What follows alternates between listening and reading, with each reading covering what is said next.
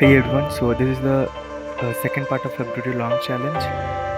Problem statement is Shiv is currently working for a secret research group called NextGen, and while the rest of the world is still in search of a way of utilizing helium-3 as a fuel, blah blah blah, that's not important.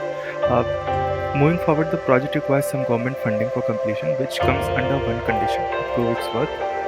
The project should power Chefland by generating at least A units of power each year for the next B years, that is A into B, right?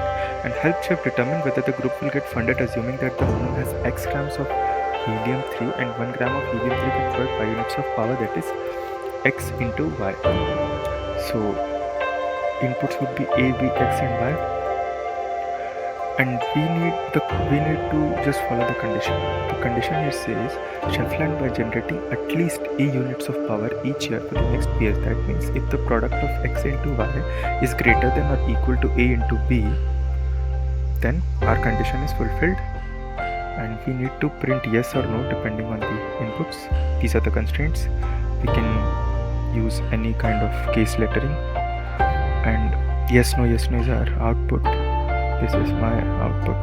Let's submit it. And this is the code. Simple enough. Waiting for the running test case 1.